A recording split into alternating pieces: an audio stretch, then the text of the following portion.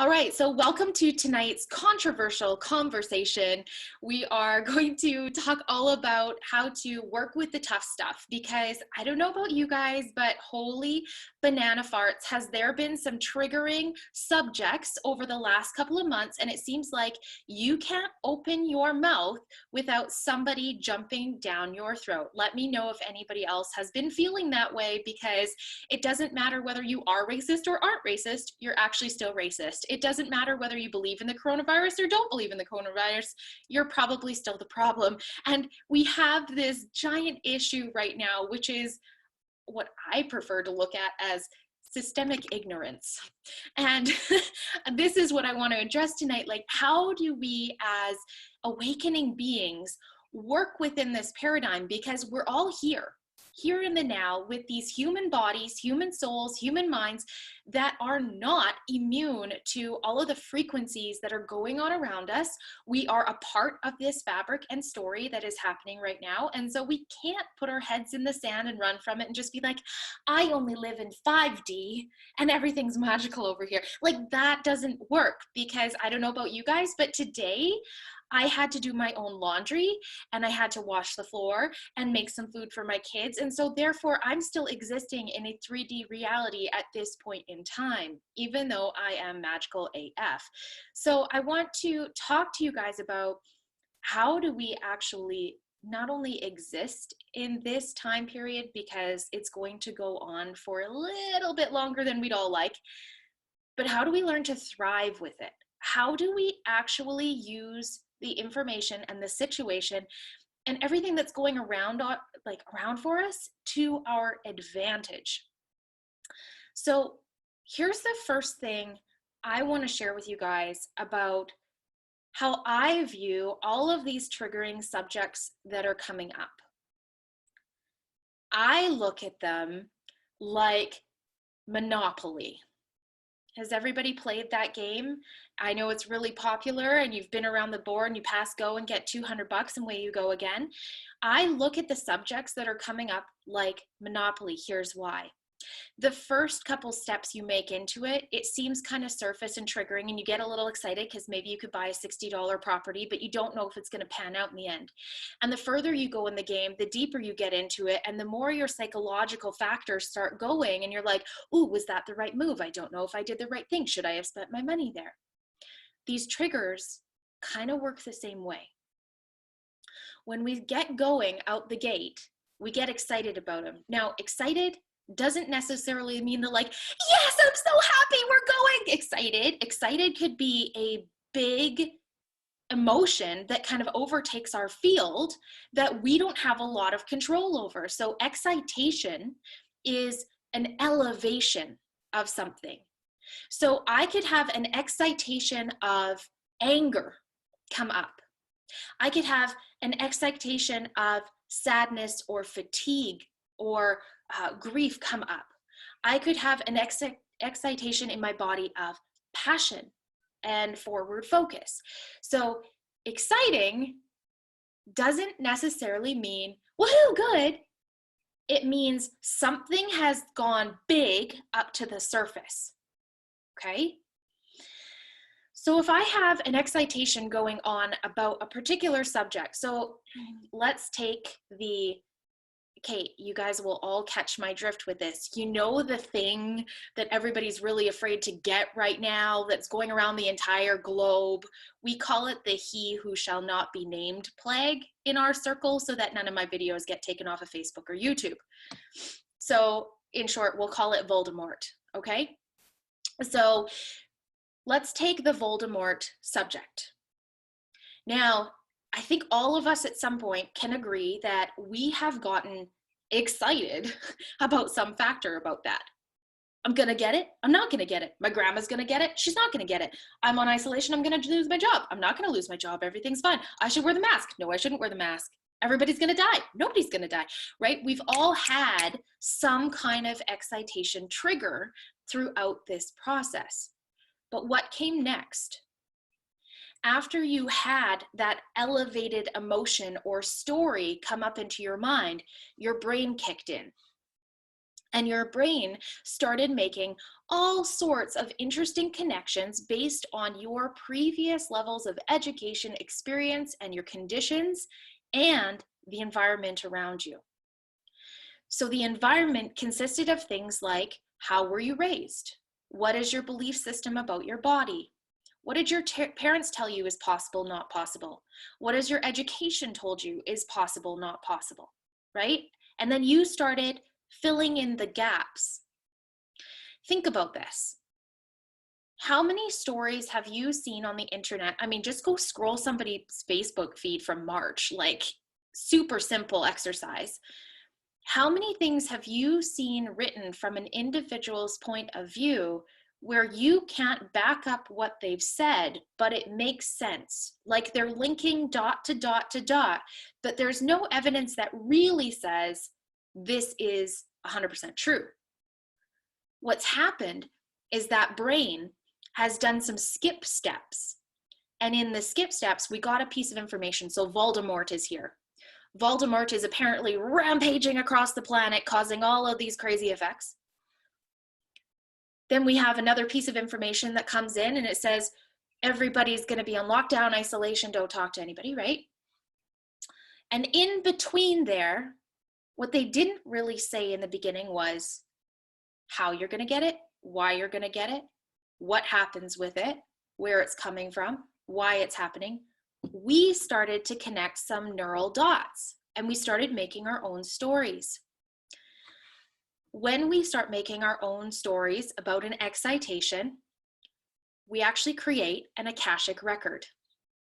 Or, this is going to be a mind F-U-C-K if there's any kids in the room, sorry. Or we borrow or imprint somebody else's Akashic record and buy it as our reality. Like, think about that for a second. Has anybody noticed over the last couple, empathy, hashtag, totally. Has anybody noticed over the last couple of months that sometimes you don't recognize who you are? Like your brain has kind of been going in another direction, your emotions have taken over, you kind of just don't feel like yourself? What if you weren't? What if for a moment in time, you were riding somebody else's wave? What if you stepped into somebody else's imprinted Akashic record because they had already laid it down and it was the closest thing that vibrationally made sense to your energy field?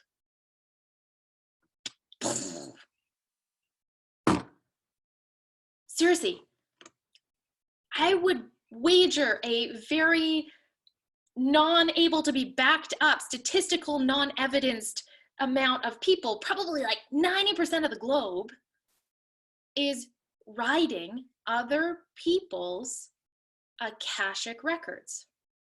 So here's the next part of that. Are Akashic records true or real 100% of the time? Nope. Because we do something called building false realities. And a false reality is exactly what I said to you guys, where you get one piece of information and then there's another disconnected piece over here. And then we fill in this giant blank in between with our story of what makes sense. Has anybody in this circle ever experienced anxiety before? Because that's a really clear way of looking at a false reality. When somebody has anxiety, often they are constantly thinking about what's going to or could happen if they.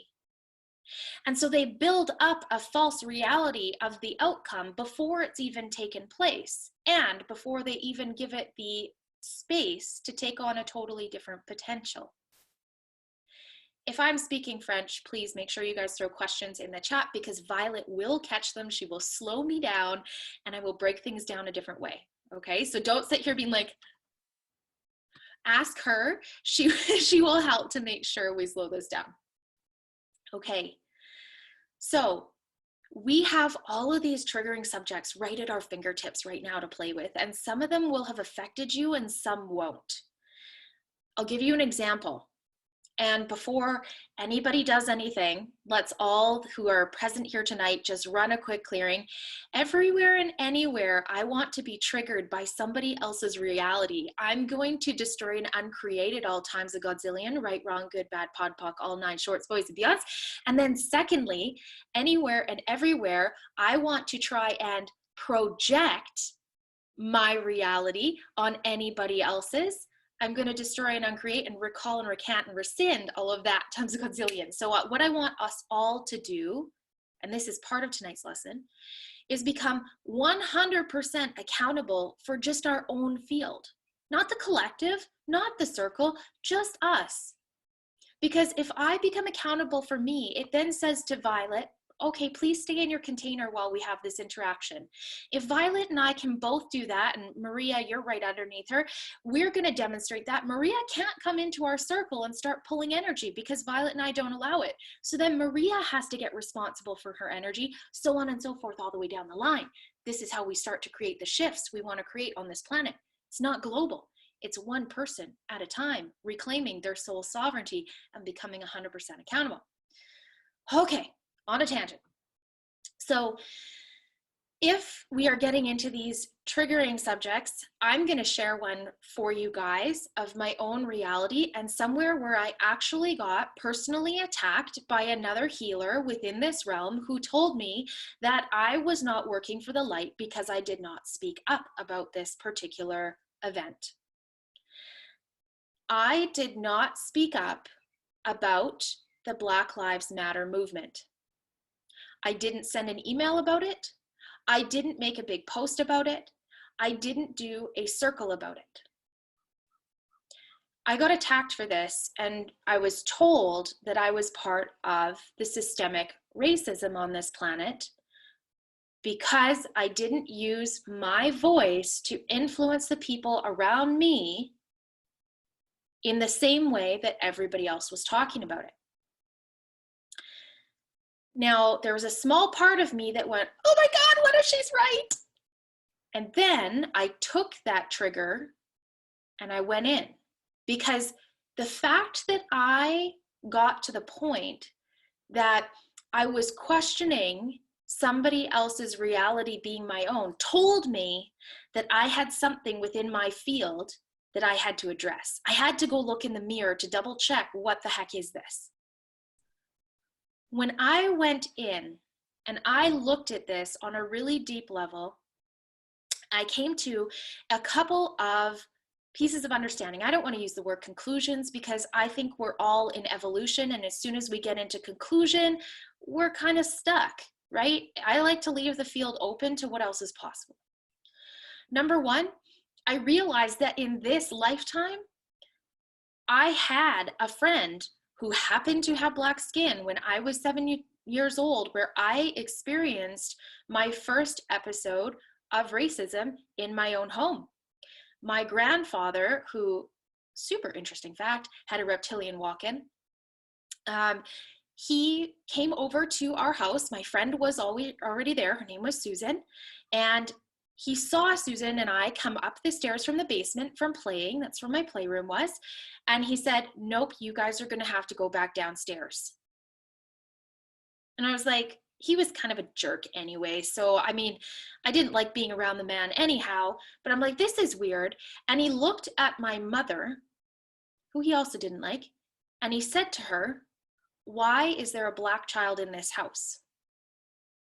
That was my first introduction as a human in this timeline to any sort of racism. And after my friend went home, my grandfather told me about all the reasons why I had to only associate with people who were like me. And it was at that moment that I started to understand I wasn't like my family. I was the black sheep. I didn't see things through the same lens that he saw them. Yeah, I recognized that her skin was a different color than mine. Did I give two flying pony farts? No.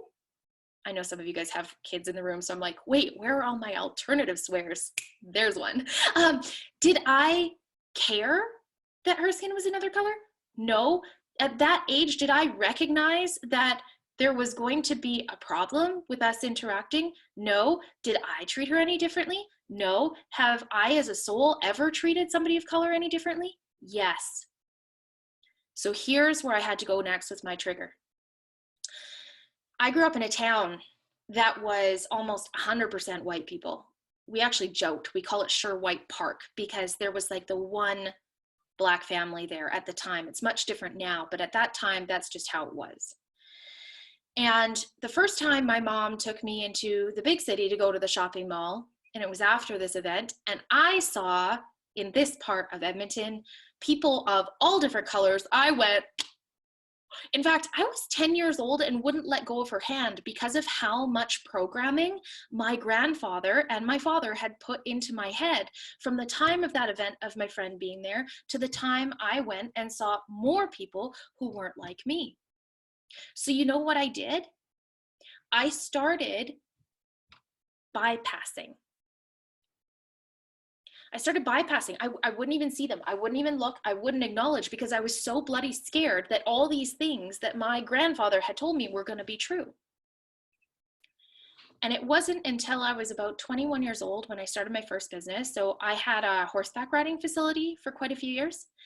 And I had a family come out who was Indian. And the mom wore a full hijab. And it was a very different experience for me because all I could see were her eyes. And that was the first moment as an adult where I had to completely shut down all my responses because this was a paying client. Like I had no clue that they were coming and what their names were, didn't seem like anything. I had to shut down all my responses and go inwards with all my triggers. I remember her walking me in, or we were in my office and she was looking at billing or something like that. And my husband had left and she took her hijab off for the first time. And she said to me, I noticed that when I first walked in, you didn't know how to look at me. And she was the one who brought it forward to me and said, you know what? What I've learned is that the eyes are the window to the soul. And she said to me, if you erased everything else and you just found my eyes, you'll be able to see who we are on this same frequency. She was the first person to drop that to me. Somebody who had deeply ingrained religious beliefs about being covered like this gave me that clue. And when she gave me that clue, that's when I was able to start unwinding all of the prejudices that were ingrained in my system. Now that was at 21. I am 33 this year. And at 33, with all of the stuff that's coming now, I have evolved a lot between then and now. When I got psychically attacked, and all of you guys will have experienced this, especially if you've put anything controversial on your timelines, I had to sit back and number one, look at my triggers about this, but I had to also go, what's actually going to help the collective right now? Just for shits and giggles. How many of you guys have truly seen any change come from any of the movements that are out there right now about the people shouting from the rooftops? Like, I haven't seen anything change. In fact, what I have seen is the opposite. There's more derogatory role play going on. There's more people shouting out from the other end of the spectrum who are not happy about it being brought to the surface. Exactly. It's stirring up more drama. It's stirring up more drama because what's happening is people are playing with something called polarity fields or duality fields. Oh, Violet, do you have that slide I made? Did I send it to you? I can pull it up. It's just going to take me a second. Which one? Sorry. Which one? I know I've been like in this creative vortex. The one about the resonance fields, I know it's on my Canva account, so I can bring that up too. It's not a yeah, no, I don't think so. I'm like going through the list in my head of all the resources we have. It's right here. It's okay. I found it. Perfect. You guys are going to see this when I teach something in the accelerator, but I'll give you a sneak peek to this right now because it'll help ground this idea in, okay? Can everybody see my screen? Just give me a thumbs up. Let me know that it's up there. Okay, awesome. So we have something that we play with in humanity called a resonance field, but most people treat these as duality fields, okay? So most people would see things as either good or bad, right? White, black, loving, evil, or light, dark, right? We would see things in a duality field. But what people don't know is that every issue that comes up for us is on a resonance loop. It's not a resonance line of a duality scale, it's on a resonance loop with multiple possibilities. And so, for example, if I was viewing something as bad, so we're going to take the topic of racism because it's incredibly triggering for so many people. If we take the topic of racism, we go, it's bad. Then the opposite, people would be like, I don't think good would be the right word. They would go, it's necessary. And their it's necessary would come from either a fear-based response or a triggered response. Now, once somebody gets to the point where they're triggered, they can either do what I did, which was become apathetic and just chose to bypass and not look at it, or they might jump over to being experimental and seeing, well, what's actually possible with this? They're in the same issue, but they're just doing the dance with all the possibilities. Once they get to this experimental thing, they might start saying, you know what, these other people are actually just people. This is really cool. And yeah, there's been some really freaking awful stuff that has happened in the revolutions, meaning revolve is just to go around in a circle, right? In the revolutions of humanity. But you know what? This is actually where I stand. I am totally accepting and loving and okay with everybody. But they might land over here and they might go, well, I'm going to tolerate them. So this is a totally different energy, right? So this is where my dad would line. He would go, I will tolerate anybody of a different color than I. And I mean, we are whiter than white. Like my ring light makes me look like I have a beautiful complexion, but I am Icelandic, Scottish, UK, like you name it, all the super opalescent breeds. That's me in one container. Anybody who is not like blonde, red-haired, blue-eyed doesn't run in our family line. So my dad landed over here because he would interact with these people, but he was never truly comfortable. He would never truly see anybody who wasn't white for who they were. Okay, so there's a resonance loop. So Violet, I feel like I need to say something about that.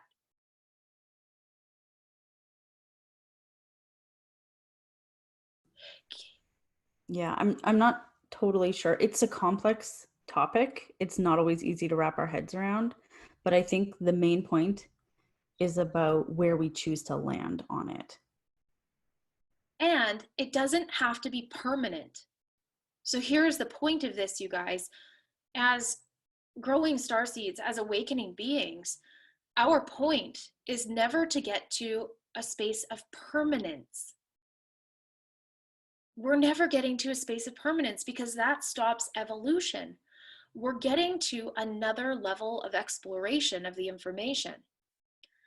So I've had some people want to have some pretty interesting conversations about what's going on in the planet. I mean, in March, I can't tell you how many sessions I did one-on-one that were literally just talking about the he who shall not be named plague.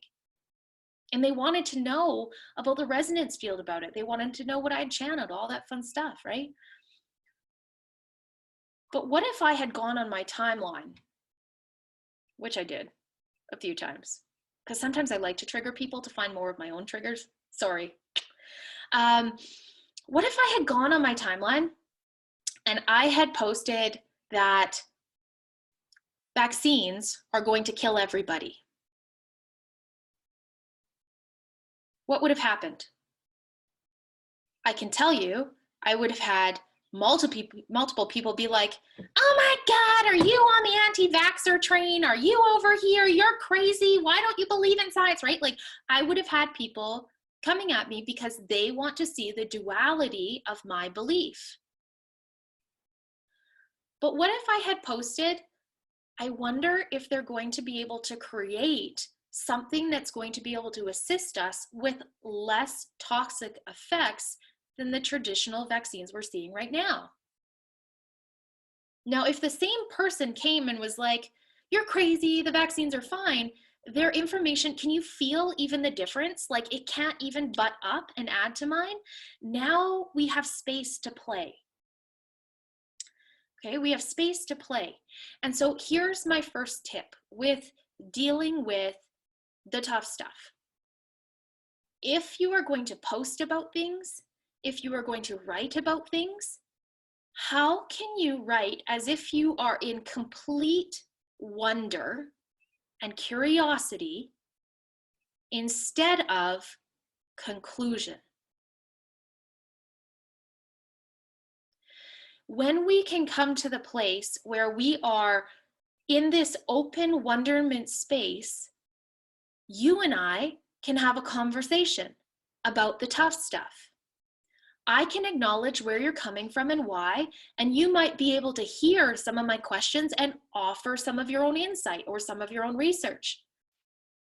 But if I come at you with a conclusion and you come at me with a different one, and we're in this duality dance, what are we going to do? We're going to just be bumping up on each other's fields doing this. We're never going to come together and find a communion point. We're going to sit here. This is why I giggle a little bit when people are like, I'm sending love and light. This might trigger people. I'm sending love and light. Think about this. If it's hatred going on, the antidote is not love. Because isn't this the same thing? Isn't this a resonance field? So if somebody is experiencing extreme hate and we try and therefore go install straight love and acceptance, what's going to happen? Right? We're going to keep doing this. What's in between? If we can start to see where the experience of hate is for this person, there's a piece that's just a little to either side of it where we start to get some movement.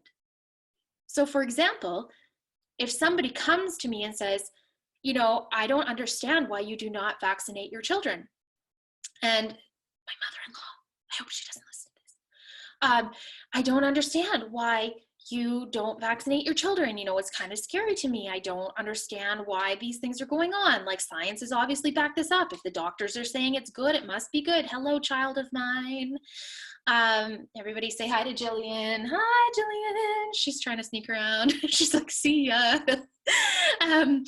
If I respond to her and I'm like, because they put baby cells in there and there's mercury and thimerosal and they have all of this MRC5 crap in there, she's going to be like, A, I don't know what the hell you just said.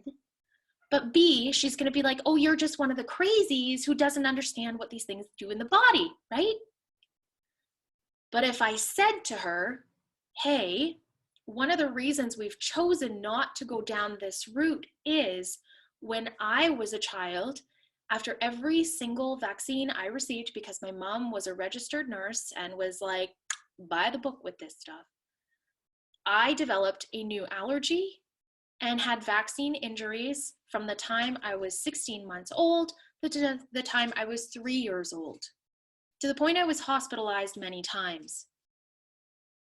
So I have a legitimate concern based on my own experience all the way through of the ways that vaccines impacted my body.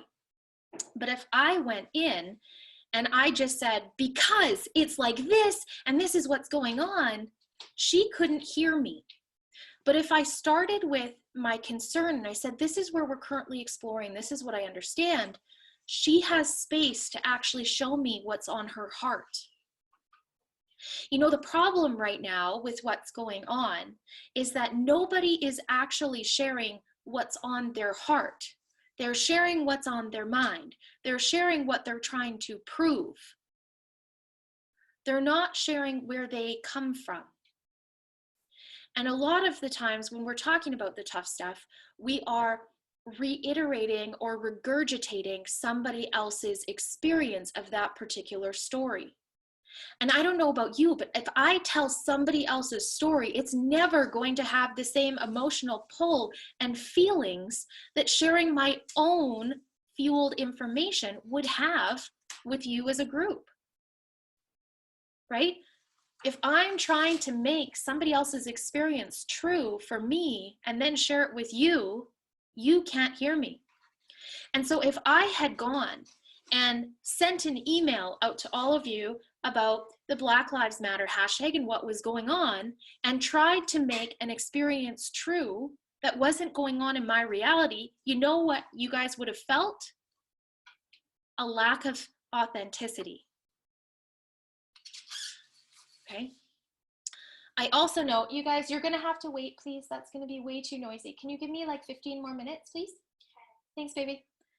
They're like trying to get dinner out and being so sneaky and quiet. And I'm like, styrofoam containers because they got takeout tonight. I was like, no. Just wait. If I had shown up with that lack of authenticity, what would you have felt or inferred from my field? She's not being true to who she is and what her soul story and soul mission is on this planet at this time. So if my soul story and my soul mission as an individual is not here to participate fully in some aspects of what's going on in humanity, wouldn't that also be a degeneration of my own field by stepping into this information?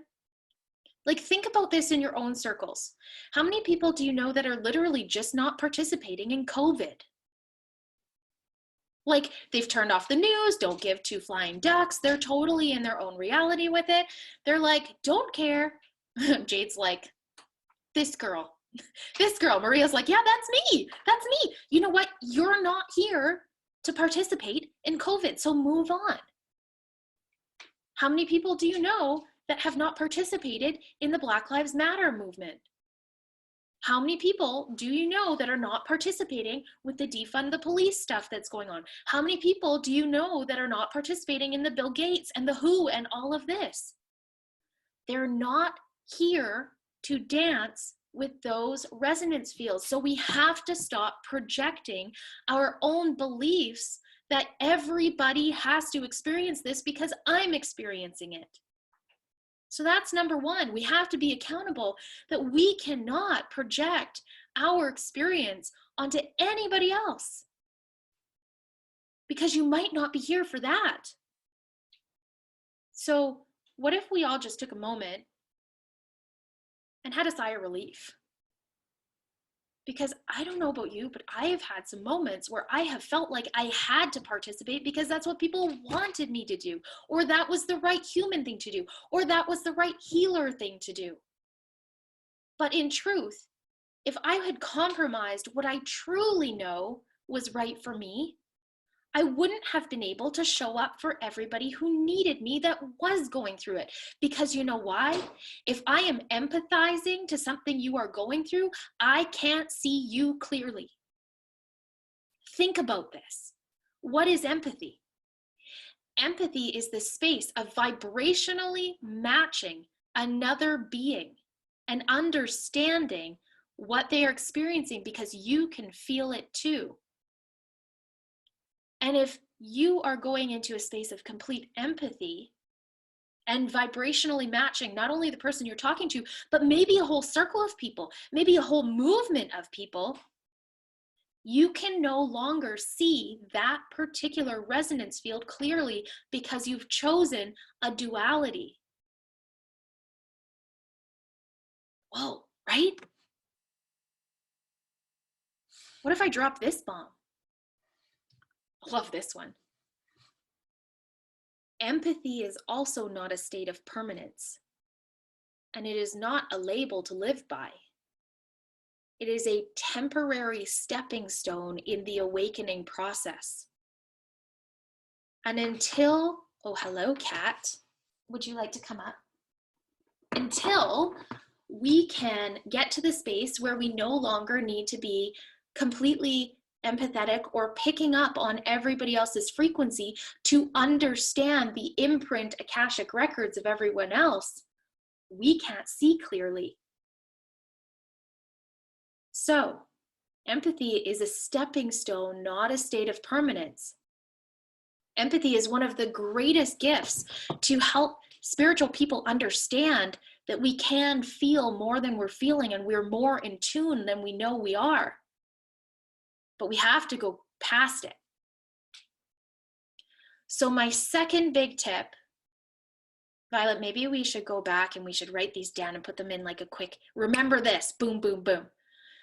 My second big tip is, if you're empathizing, there is something in your field for you to track, chase, and clear. You have something in your Akashic loops, something in this reality where you lived, something in your galactic levels of self where you are triggered, and that's why you can vibrationally match it and are still able to be controlled by it. Has anybody had the experience, just let me know, hands or thumbs up or like a, yeah, that's me, where at some point during the last 3 months of everything that's gone on globally, you felt like you were absolutely just becoming entrenched or controlled by the information that was coming out in the media, and you really didn't have a lot of space to be able to be your own person, like you just couldn't see anything else?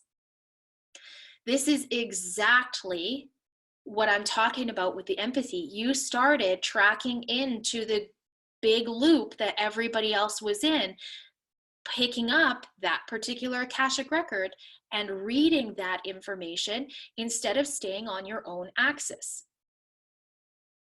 Now, I'm going to tell you that I did it too, because you know what I found in March? QAnon. And that shit, oh my God, is it a rabbit hole that you can be like, are these people for real?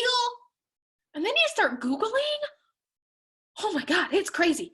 If you haven't been down that rabbit hole yet, make sure you have a friend with a very long rope that can get you out, because it's like big. So here's the thing.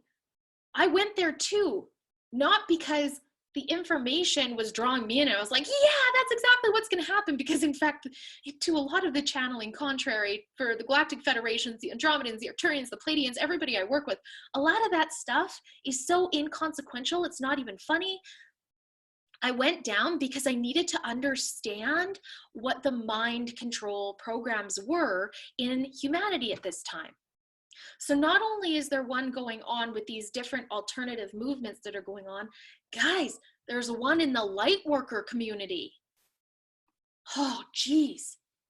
Okay, so if we're empathizing, we need to check ourselves before we wreck ourselves. But listen up, there is a big resonance loop in the Lightworker community right now, and it's coming masked with the story of the 5D. And we're going to all ascend to the 5th dimension. Guys, the 5th dimension is a frequency, not a place.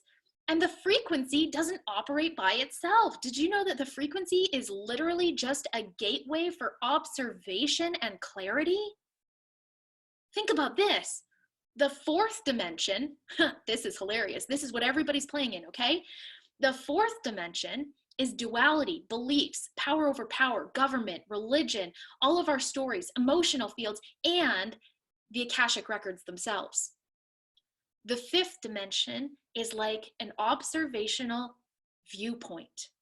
It's a gateway of understanding of how to tread over top of all of these different information grids, because the 4D is literally layers and layers and layers of information grids.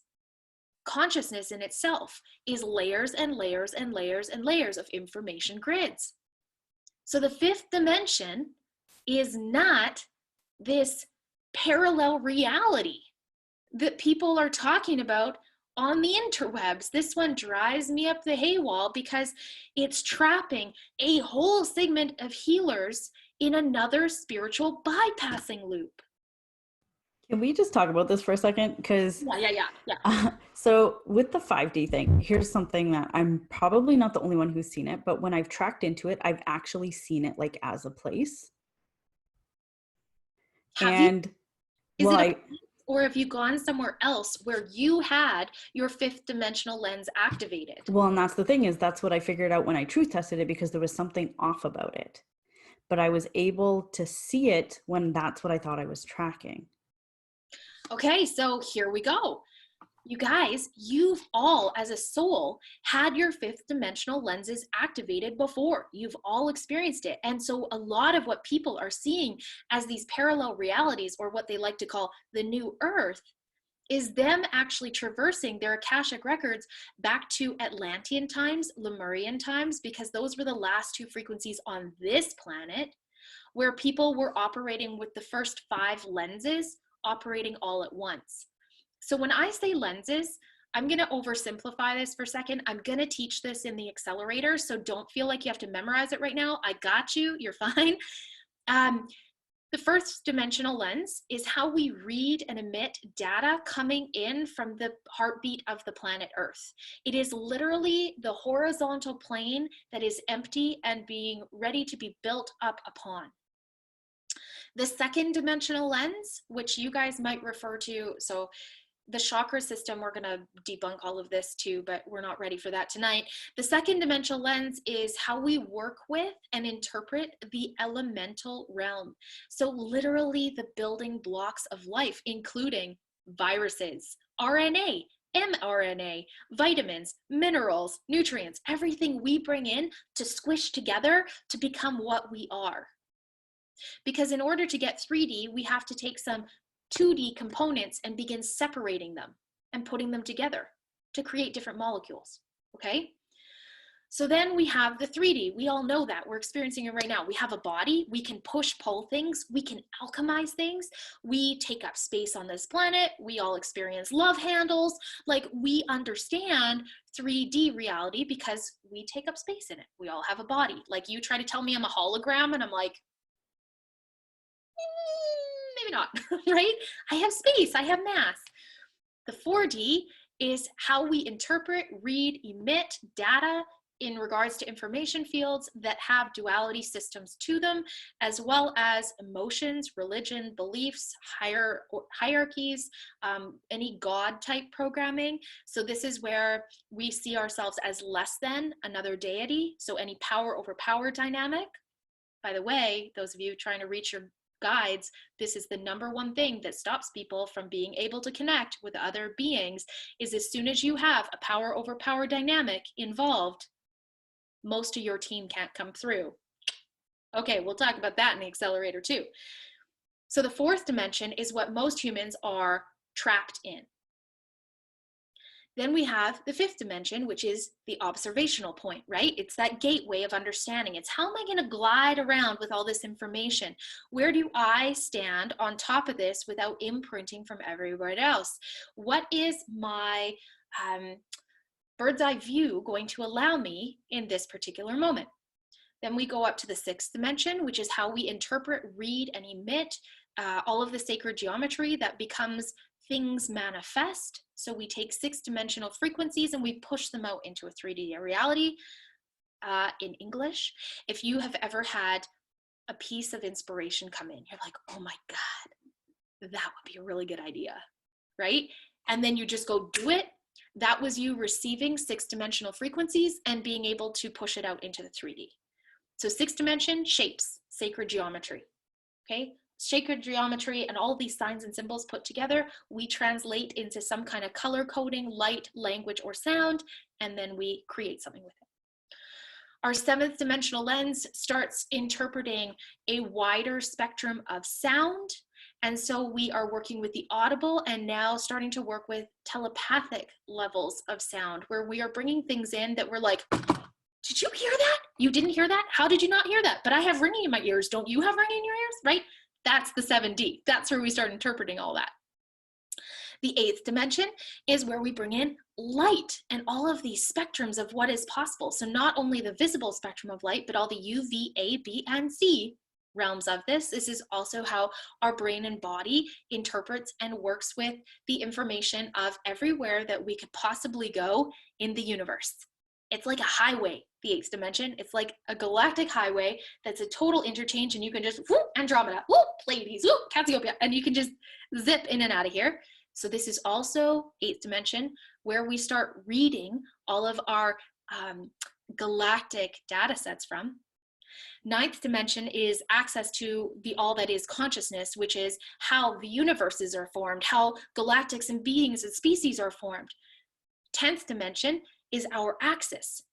So our spine, literally our spine and our nervous system that keeps us upright and connected to our point of origin and anchored onto this planet for this experience. 11th is the fluids and the flow within the body that unite our physical experience and the understanding here to the etheric and what is going on at a soul conscious level of self, and allowing that to permeate the body. And 12th is our total blueprint of everything we are now and everything we have ever been. So each and every one of you that is listening to this right now, you will have discussed in your mainstream studies the 7 chakra system, and sometimes they even talk about the 13. And I'm going to tell you, oh my God, we're about to upgrade and go way faster and way past that, because the chakra system is too compartmentalized. So zipping back, the trap that the light workers are falling into is the spiritual bypassing that is available to us as souls with all of the information rising right now that allows us to activate all lenses and have them all firing at one time. That is actually what is called ascension in the human body.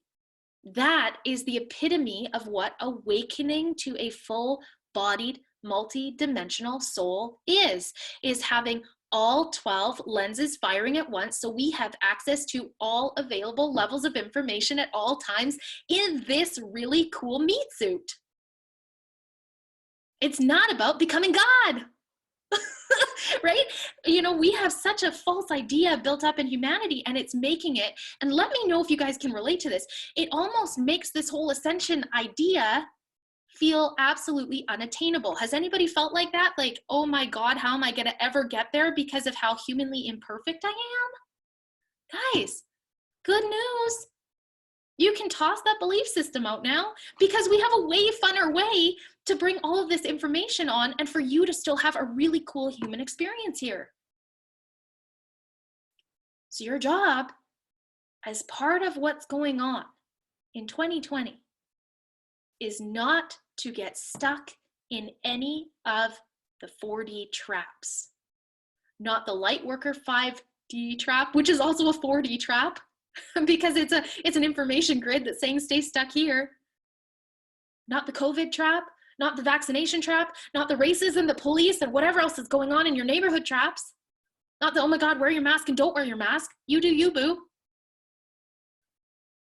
It's to not get stuck and to use every single trigger as a place for you to get clearer, lighter, and brighter, so that not only do you lighten the space for self here, you become a catalyst for activations for everybody that you come into contact with. So I know we're getting close to time tonight. I don't understand how I can talk so much. Like, I could just talk. It's pretty crazy how much you can talk, to be honest. Okay, so I kind of want to bring it a bit back to what we started with and what people can actually do, like starting right now, because I don't know about everybody else, but when I'm triggered, I am fully triggered, and it's really hard to see the forest for the trees or even know like what side's up and what side's down. I just know I'm like fully experiencing an emotion right now. And so it's like, what do I even do with this? I'm upset. This person triggered me. I'm having all of these thoughts and beliefs and body sensations coming up, and it's clouding my ability to get out. And that feels like, it can feel like an anxiety attack sometimes.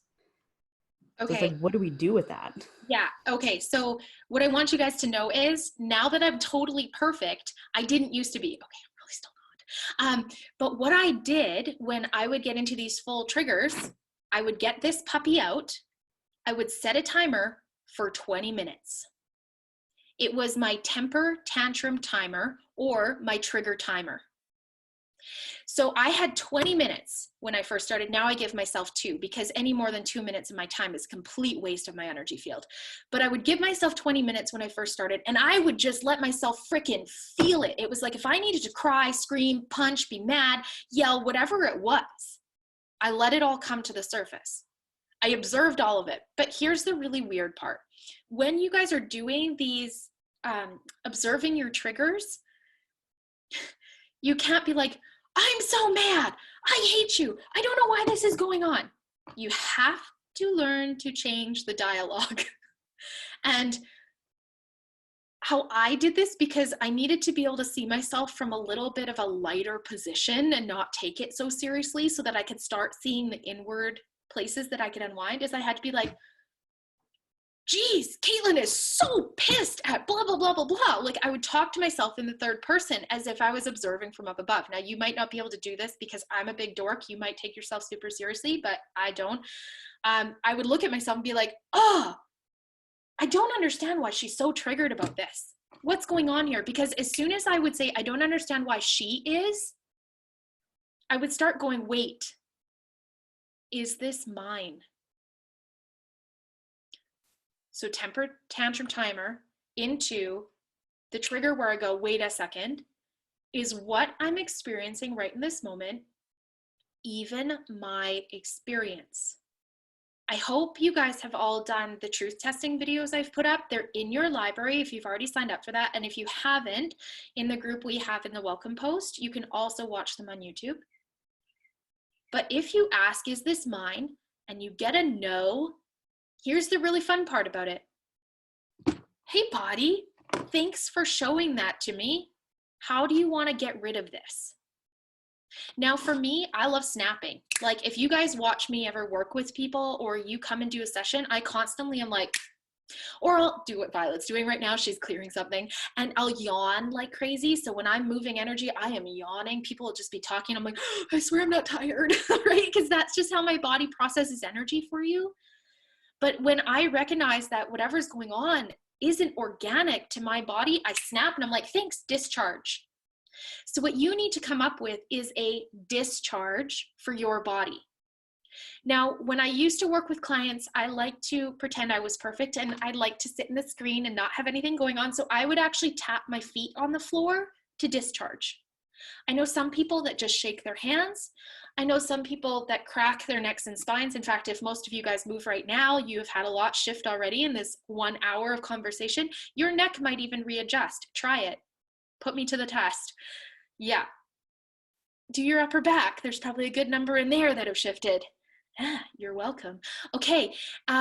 You might be somebody that adjusts yourself to allow the flow to go somewhere else. You might need to go outside. Okay, so you have to figure out what your discharger is. For me, I needed one that I could use no matter where I was, because if I'm in the middle of a client session, I can't run out and hug a tree because I'm feeling uncomfortable, right? Like I needed something I could do. So if you guys work in an office or a hospital, or you guys are in a high pressure situation right now, maybe you're working retail, maybe your bosses are not being so great navigating this whole situation, you're gonna need to come up with something that you can just be like at your cash register.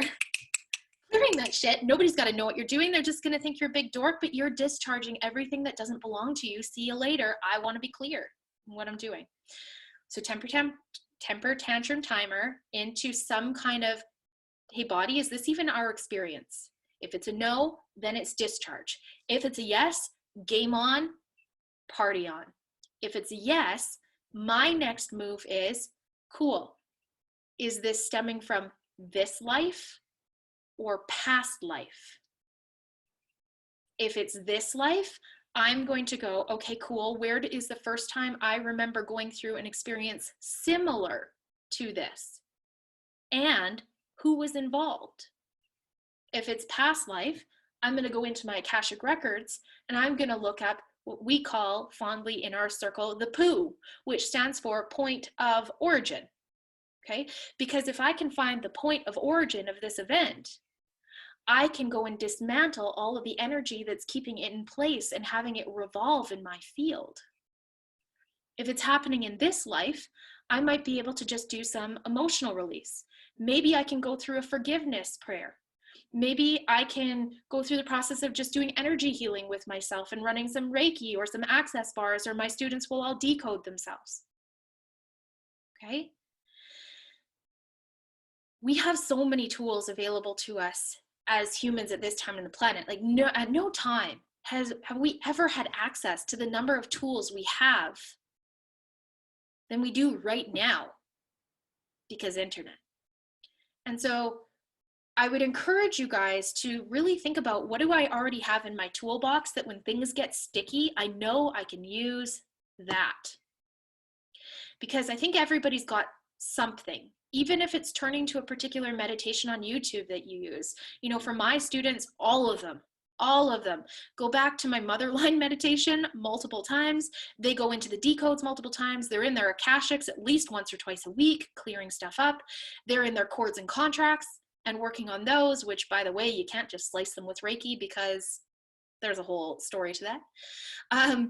They have all of these tools going on. So I want you guys to sit down and figure out what's in my toolbox that when things get sticky, I can go back to that. Because if you can recognize what you already have there to use, you'll never let yourself get stuck. Now, what happens if the tools you've got don't work? You phone me. And you go, hey, Caitlin, do it in the group. Here's what I've already tried. Here was the trigger. This is what I was experiencing going through. This is how I tried to attack this, but I feel like either I'm missing something, or I haven't asked the right question, or I'm not seeing it. So the next thing you guys want to get really, really good at is asking questions. Lots of people are afraid to really dive into these subjects, but I got to tell you guys, questions are the intuitive's and the healer's best friend. Because when we can ask the right question, which could be as simple, you know, I do this to Violet on the regular and she does it to me. I'm like, so why are you choosing that? And she's like, it's so offensive sometimes. It's the simplest question, but sometimes she'll be like, I'm choosing it because I wanted to slow myself down and play into my old habits. Okay, cool. Is that what you want to still choose, or are we choosing differently in this moment? And she'll shift, or she'll do the same thing to me. Well, why are you playing that game with yourself? Oh, I didn't really want to go on YouTube because people would know who I was and they might judge me. Caitlin, clear that shit. Put yourself on YouTube, right? So we want to make sure that we're asking questions, because often it will get us to just change our brain waves so that we can figure out what's going on. So in order, those are the things I would do. Temper tantrum timer, really observe what's going on, watch all the feelings that are coming up. I would ask if it's yours. If no, discharge. If yes, go into something like Reiki, emotional release, cords and contracts, Akashic records, whatever it is, move that shit out. That's what I would do. So circling back to today's main topic, which we've gone in all sorts of fun loops because, hey, it's class with Caitlin. Navigating the tough stuff. Our job as starseeds on this planet right now is not to push conclusions on anybody, but is to open the floor for what's on your heart conversations and observing without having to project our own reality on anybody. So your challenge this week is everything you guys post on your Facebook feeds, everything that you're commenting on, everything that you choose to engage with. How can you do this from a place of open-hearted observation, of genuinely wanting to be in a space of communion with where that person is at or where you're at, to open the floor for energy to dance instead of be polarized? That's your job. That's what the Lightworker mission is at this time. That's what our temporary mission in 2020 is right now. How can we open up the floor for movement so that everybody gets what they need out of each of these individual experiences that keep stacking one on top of another? Does that make sense? Okay, so I'm going to halt the recording there. Thanks for joining me for today's Conversation in Consciousness. If you love this chat and you want to hear more, don't forget to subscribe to my YouTube channel, give this video a thumbs up, and you can always find us in our group on Facebook in the Starseed Accelerator, where we explore conversations like this and more. See you next time.